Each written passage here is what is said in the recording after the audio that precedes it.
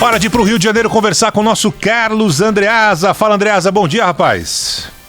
Fala, Barão, bom dia. Alô, Carla Bigato, que bom Opa. vê-la no estúdio aí. Vamos com tudo. Bom dia pro nosso ouvinte. É isso aí. Ontem o Andreasa acompanhou, como todos nós, mas o Andreasa gosta de ver depois, viu umas 4, 5, 6 vezes o pronunciamento do presidente Jair Bolsonaro. O presidente Bolsonaro falando, mudando o tom finalmente, né, Andreasa? Pois é, Barão, é impossível iniciar uma análise do pronunciamento do presidente Jair Bolsonaro, que sim, eu vi 3 vezes, sem uma manifestação de alívio, né? 3 vezes eu assisti, 3 vezes eu fiz ufa, né? Eu esperava um pronunciamento muito pior. Eu esperava, por exemplo, pessoal, que ele fosse falar sobre 1964. Eu também, eu ia te perguntar isso, Andreasa. Teve até nota emitida ontem, né? Eu achava que ele fosse falar, estava preparado para uma tragédia, uma irresponsabilidade tremenda, mais um movimento de instabilidade no país. Não o fez. Alívio ontem, então, conforme falo sempre aqui, o padrão bolsonarista, foi o dia de afrouxar a corda. Nada impede que hoje, logo mais, a qualquer momento, ele estique de novo. O fato é que, considerando exclusivamente esse pronunciamento em rede nacional, houve uma inflexão no tom do presidente da República. A questão é, por quê? Por que o presidente mudou o tom? Eu acho que tem 2 possibilidades se destacando aí, e provavelmente as 2 combinadas. A primeira é a voz dos números, né? Pesquisa, dados, o pulso das redes. Como eu sempre digo aqui, o presidente da República é um populista do século XXI.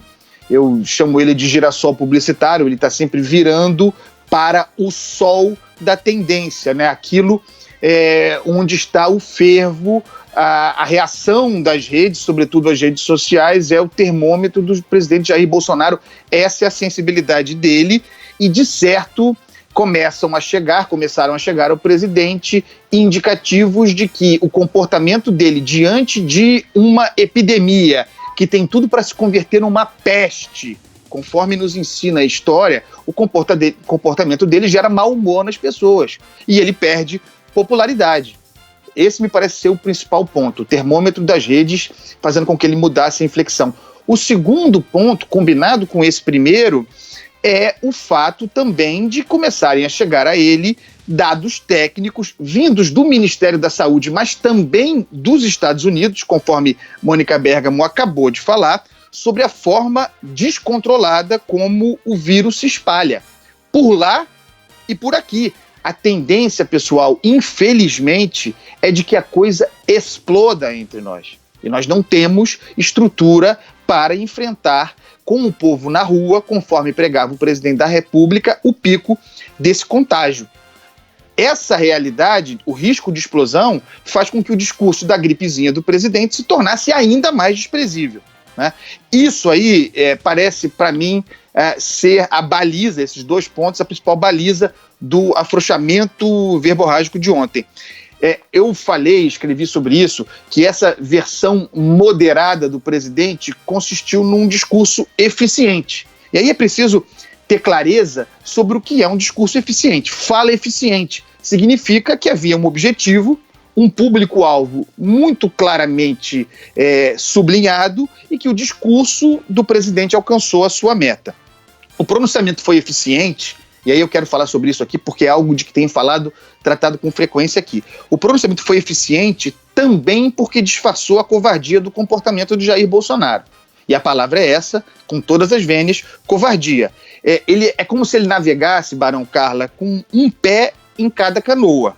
Se a ação dos governadores, apoiada pelo Ministério da Saúde, pelo ministro Mandetta, funcionar e a epidemia for controlada, apesar dos estímulos contrários dele, Jair Bolsonaro, ele dirá que estava certo e que a Covid-19 não passava mesmo de um resfriadinho e superdimensionado por nós da imprensa, nós os histéricos que temos a intenção de derrubá-lo. Então esse é um pé numa canoa. O outro pé é o seguinte: como de qualquer maneira as medidas restritivas, notadamente o isolamento social, causarão impacto tremendo na economia nacional, talvez nos levando a mesmo a uma depressão, com mais pobreza, com mais desemprego, tudo indicando um cenário de colapso do nosso sistema econômico, ele também dirá sublinho, o outro pé na canoa, que estava certo e que não se deveria ter parado a economia como se fez. Um pé em cada canoa. É o típico jogo de ganha-ganha, Barão, Carla. É típico jogo, infelizmente, de alguém que, precisando liderar o país nesse momento, se comporta de maneira covarde. As fichas, né, porque ele foi para o all-in, botou as fichas todas na mesa. Quero lembrar apenas, de novo, mais uma vez aqui, que as fichas somos nós. É isso. Pois é. Ou seja, num pôquer, né, você pode perder. Na vida, infelizmente, não. O Andreasa, hoje vai ser aquele dia de assoprar? Aliás, hoje é dia de bater, já que ontem foi dia de assoprar? Pois é, geralmente ele faz isso, né? Ele vinha numa escalada de tensão da corda muito grande, afrouxou ontem em rede nacional, fez um discurso para aquele público-alvo daquele horário. Nada impede de que agora de manhã ou a qualquer momento ao longo desse dia, falando para o outro público, para a militância ali, por exemplo, na Porta do Alvorada, faça um discurso agressivo de novo, volte a distorcer a fala do diretor-geral da OMS, quando ele deveria estar preocupado com, por exemplo, o que me parece ser a grande falha do Ministério da Saúde nesse momento, que é a questão do teste, Barão. Como é possível medir o pico do contágio, medir o lugar em que nós estamos, se o Brasil testa tão pouco? Nós estamos voando no escuro para saber o lugar em que nós estamos. Por exemplo, as favelas aqui do Rio de Janeiro. Não há testes para as favelas do Rio de Janeiro. Favela, que é um lugar cujo saneamento está no começo do século XX, com sorte, e onde há números índices de tuberculose que seriam letais, combinados à Covid-19, imensos. Não se tem avaliação disso, não se testa adequadamente, isso enquanto o Ministério da Economia parece bater cabeça, né, Barão? Sem parece ter os mecanismos para enfrentar o problema. Eu já falei sobre isso aqui na coluna, Carla. O Ministério da Economia do Paulo Guedes, para quem concorda com aquela agenda, foi montado para um programa de austeridade fiscal, montado todinho para aquilo. Esse cenário de reformas liberais já passou. Agora, a demanda, e é mundial, é para investimento, para o governo interferir na economia. A pergunta é, será que esse Ministério da Economia tem capacidade, condições de liderar esse processo? A minha impressão, vendo o ministro Paulo Guedes falar, não é culpa dele, é que não é talhado para isso e que o Ministério não está estruturado para o desafio que se apresenta. Pessoal, essa deveria ser a preocupação do presidente da República. Agindo como um tesoureiro de uma empresa, né, de uma grande empresa, que tem que lidar com aquilo, com algo bem pragmático, que é o que você diz, né, Andreasa, as reformas, mas o cenário mudou completamente. Aí eu volto um pouco, Andreasa, para o que você estava dizendo, com relação ao público, porque o presidente, a gente conversava sobre isso um pouco mais cedo por aqui, queria saber da sua opinião também. Quando ele convoca 4 vezes esse pronunciamento nacional em cadeia de rádio e TV, o que ele fala sobre a live que ele faz semanalmente, né, todas as quintas-feiras, e que, segundo ele, tem muita audiência e que é o meio principal de comunicação dele? Será que esse cenário está mudando também? Eu acho que não, eu acho que ele entendeu finalmente ontem muito claramente os 2 públicos para os quais ele precisa falar.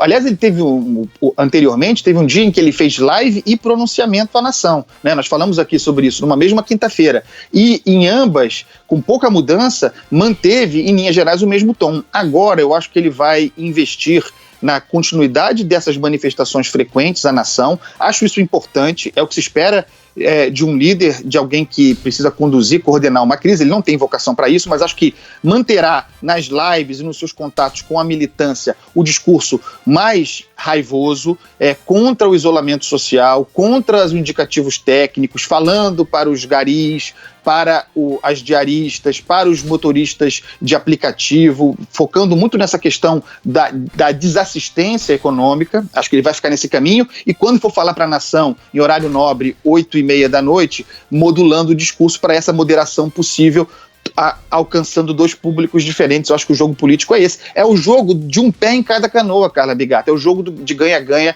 que me parece responsável que ele joga nesse momento com as vidas dos brasileiros. Tem método, como diz o Carlos Andreasa, que amanhã volta nesse espaço aqui na Band News. Abração, Andreasa. Até lá, hein? Beijo pra vocês. Força, pessoal. Valeu.